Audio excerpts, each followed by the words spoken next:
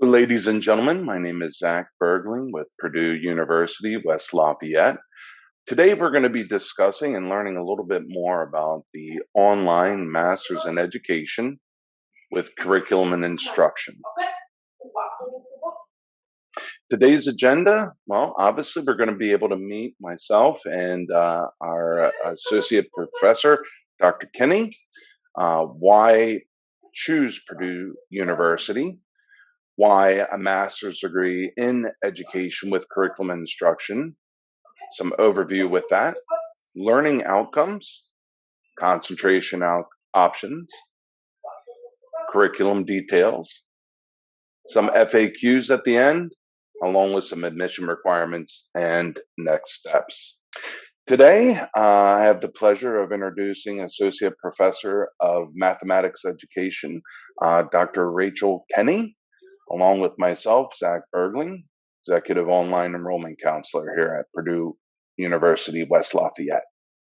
We are ranked number 5 for most innovative university in America by U.S. News and World Report, ranked number 9 by Public University by the Wall Street Journal in higher education, and number 22 for best online master's degree in educational programs.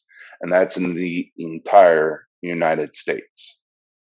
So, what makes our online master's in curriculum and instruction program unique? As you can tell from our previous slide, we have several of top programs in the nation. We are currently ranked best online master's program in curriculum and instruction by U.S. News World Report. You are able to complete your degree in 18 months, that's less than 2 years. We have 5 career focused concentrations available. And as you will notice throughout this conversation and later on in potential conversation with myself or my teammates, an extremely affordable tuition, not only in state, but also out of state as well. Dr. Kenney, we're going to go over some quick facts here, just as far as for the program. And then after that, I'd like you to kind of give us some brief overviews of your take of the program. So there are a total of 12 courses, a total of 13 credit hours. So you do one class every 8 weeks. The program is designed that you are graduating in 18 months. And again, that is out of 5 concentrations. And again, as you can see, for the cost per credit hour is $381.20 for our in-state applicants and $601.20 for our out-of-state applicants. Dr. Kenney, if you would mind going over some of the learning outcomes that our students might expect coming out of the program and some takeaways that you've personally encountered. Thank you, Zach. So the design learning outcomes across our 5 concentrations are to develop a critical understanding of the changing demographics and diversity of students, diversity of schools, and the communities that they serve to better serve all students' educational needs. We focus on becoming advocates for values of diversity, inclusivity, and social justice in the classrooms, schools, communities. Focus on helping to deepen your understanding of educational trends and policies, current research, existing research that's been around for a long time and that continues to be influential, and the ways that these trends and policies could impact students and communities, and the ways that these policies and trends can have impacts on students and communities. We focus on strengthening disciplinary and transdisciplinary knowledge. So if you are, for example, a math teacher, so if you are a teacher of mathematics, we tend to try to strengthen your mathematical knowledge, but also think about how you might engage in working with science teachers, working with your art teachers, working across disciplines to further engage students in a wider scope of learning opportunities. One of our outcomes is to really mentor, coach, and collaborate with colleagues to encourage them to enact their roles as leaders. This is a program that helps you develop as a leader in education. We aim to communicate effectively with various stakeholders, including our colleagues, parents and families, administrators, media, policymakers. Again, as part of that leadership role, thinking about how you are someone who's able to work effectively across all stakeholder groups. And we work to help develop strategies for sustained resilience in addressing ongoing opportunities and definitely challenges in education. As Zach's mentioned, we have 5 focus areas, and each one has exciting opportunities and ways that we really build on the expertise and experiences of the faculty here at Purdue.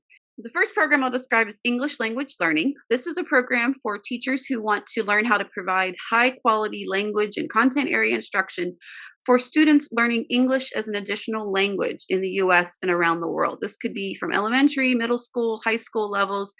You may already have some experience working with English language learners in your schools or classrooms or communities. This program will help using our team of experts at Purdue who spend a lot of time researching and working with teachers in this field to really develop the skills and tools and identify resources that can be most helpful for these learners. And through this program, you can gain the coursework needed to be able to apply for an add-on licensure in ELL to add to your teaching license. The second program is the Gifted, Creative, and Talented Studies program. In this program, we work to have teachers learn to serve gifted, creative, and talented students while learning a strengths-based talent development model that helps all students realize their full potential. I want to stress that our program here at Purdue does not just focus on how do you identify gifted students to pull out and put into a special classroom. They really focus on helping teachers learn to see the gifts, creativity, and talents of all students that may not be obvious from an assessment of some sort, but to really help all students reach their full potential in the areas in which they excel. My program, I'm quite proud of, is mathematics education. For this program, we focus on helping teachers broaden their understanding and knowledge and practice in teaching and learning math. We offer a range of opportunities to develop your expertise in mathematics and also in the pedagogical techniques of teaching mathematics in ways that include student-centered instruction, strong assessments, formative assessment, summative assessments, and also really working to meet the needs of diverse learners in mathematics across the curriculum. Fourth program is educational technology. In this program, you learn to integrate technology into curriculum and into the classroom, while also helping prepare teachers and other professionals from K-12 and their surrounding environments to help learn how to improve students' learning experience, technology skills, and leadership roles involving technology. We know that technology continues to grow and evolve, and our students make use of it on a daily basis. And so in ed tech, you learn how to help guide that use to be productive learning tool. And finally, we have integrated STEM education. So in this program, we work with teachers who want to develop the knowledge and skills for teaching STEM, that's science, technology, engineering, and mathematics, those disciplines through the integration of engineering and technology design. And this happens, we help you to think about how this happens in both problem and project-based contexts. These are real-world based contexts where we think of a problem that students can relate to, that they want to solve, that they have an interest in, that then helps them pull in ideas from science and math using an engineering design and incorporating technology in effective ways. What's nice about all 5 of our programs is we have a flexible curriculum, but at the same time, it's well guided. It's well designed to help push you through the program in those 18 months. And so there is a set of core courses that all 5 programs have their students take. And these include some entry seminars where you learn about the program, you start to design your portfolio, and start to work on research and understand the skills that you'll need for the courses you'll take. Then we have a course in theories and trends, a course on multicultural education, and a course on teachers as leaders. And then your next to last course is a capstone course that is really a small, where you engage in some research and inquiry into your own practice, either as a teacher, you may be a coach, you may be a instructional designer, you may be someone who works with the school in a different way. So these projects are tailored to what you are interested in doing and your particular program. And then we wrap up with the portfolio course that helps you put everything you've learned into context to share with a committee that says, yes, you have now satisfied all of the requirements for the master's program. Then each program has some specific courses. It looks like 4 to 5 extra courses that are going to be content specific, which gives you a chance to continue to learn within that area that you've chosen in a more, to go deeper and think more about the ideas, for example, about ELL students. So the ELL program has a course on the language study for educators and English and understanding English language development in general. And then it has a course that the assessment of culturally and linguistic diverse students helps think about how you actually work to create useful assessments for understanding students' needs when they are English language learners. In ed technology, the concentration is you have 3 courses that everyone takes: an introduction to learning systems design, a learning theories and instructional design course, and a foundations of learning design. And then you have a choice from some electives, including human performance technology and integration of management of technology for learning. So there's some options to allow you to tailor your program to take a course that sounds most interesting to you. Similarly, the Gifted, Creative, and Talented Studies has 4 required courses. I should say this, like the ELL course, involves a practicum if you are interested in adding on the licensure. And so a practicum would be an experience in a school you're already in, or if you're not in a school, finding that it would help place you in an opportunity in a school district or in a classroom where you could get some hands-on experience with teaching and working with students in the Gifted, Creative, and Talented program. MathEd, we have 3 required courses, 1 in assessment, and 1 in teaching and learning numbers, teaching and learning algebra, and then there's a choice in teaching and learning geometry or teaching and learning data and probability. Those are offered every other year, so sometimes the choice depends on when they're offered, but those are both really great courses. And in those 2, we integrate technology a lot, and so we help think about how you can use technology in your classrooms to teach those topics. And then the integrated STEM course has, again, 4 additional courses focusing on, it is a K-12 integrated STEM program. So you're looking at how to do this across, regardless of what teaching, what level you teach. It has an intro course, a methods course that really digs into ideas about teaching and shares a lot of examples and has you practice examples of teaching at the secondary level.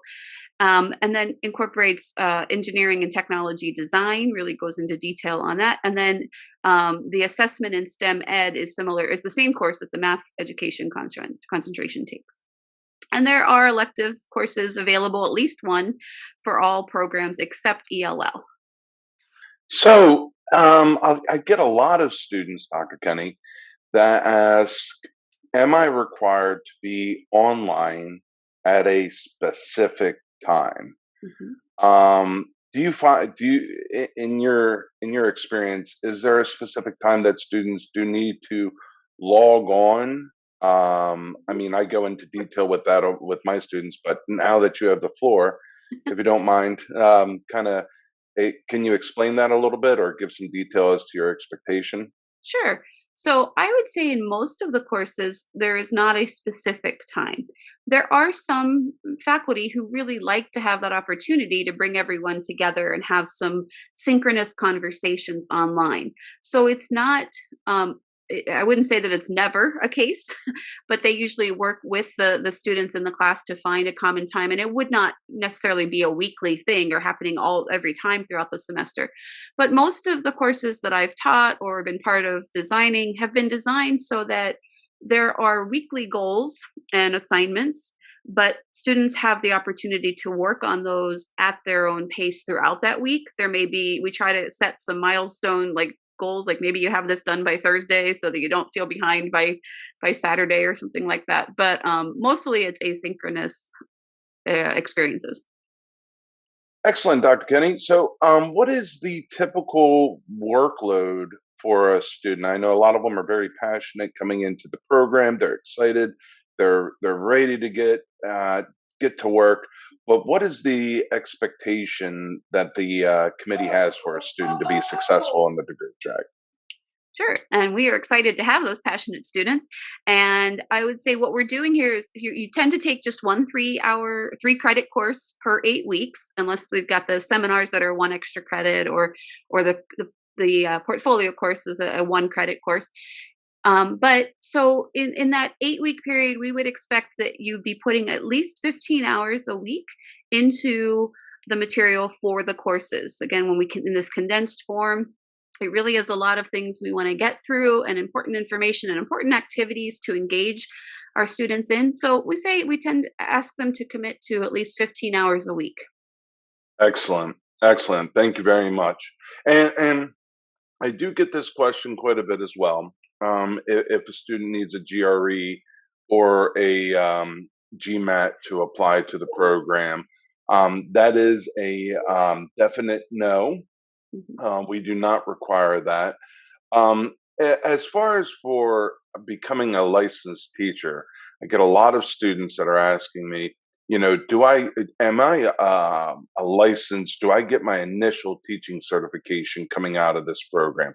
Can you expand on that a little bit as to what a student will receive coming out of this degree track? Sure. None of these are initial licensure programs, and that's important to know. There are ways to, as I mentioned, the ELL program and the gifted program prepare you to be able to apply for the add on license in those areas. And then we have had a few students in the past who kind of work with us to also prepare for license in a teaching field, but that's been rare here. Typically, our students are people who already have a teaching license or work in the teaching field and aren't seeking license in some way. Excellent. Thank you very much for that explanation. And is there a clinical component? And if so, can you expand on that? Sure. And a lot, I know, for example, there's the practicum course in gifted, so that would be a full on clinical component where you'd be in a classroom extensively. Or again, if you're in a classroom already, they often work where you are. Same thing for English language learners. But in all of our courses, well, I should say most of our courses, we tend to have projects that try to connect research to practice. And these often do involve you maybe doing kind of mini research studies, or at least gathering data, working with students, or talking with other teachers. And so if you're not in a school, we work to kind of help find you a place that you could go and have those interactions, even if they're not throughout the whole 8 weeks. But to have access to students and teachers to do these research into practice projects. I love that. That's a good way to apply what you are learning on a day in, day out basis. That's Absolutely. outstanding. Yeah, excellent. So, as far as for the admission requirements go, and myself or any of my teammates would be more than happy to go into extensive detail with this, but just from a brief overview of it, obviously, we do require a bachelor's degree from a regionally accredited institution with a GPA of a 3.0, resume, or CV if applicable, 3 letters of recommendation. Obviously, no friends or family. Supervisors are preferred. Academic is fine. Again, myself or one of my teammates would be more than happy to go over that with you. Statement of purpose, reason that you're going back to school, and we do have some guidelines for that to help assist a student.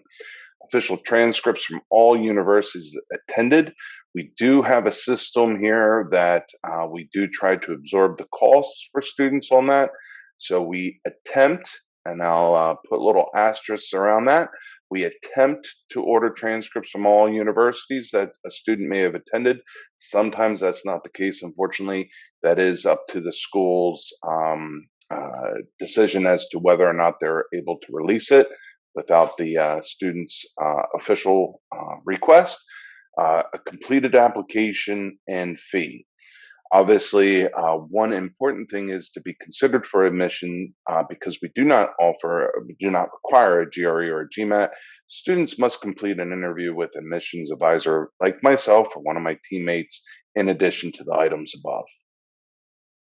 So, in conclusion, thank you very, very much for reviewing this information session. Our toll-free number is available there. Our online admissions email is available as well. My name is Zach Bergling. I look forward to assisting you. Thank you very, very much, Dr. Kenney, for your time tonight. Thank And you. I look forward to assisting you all in the future. Thank you.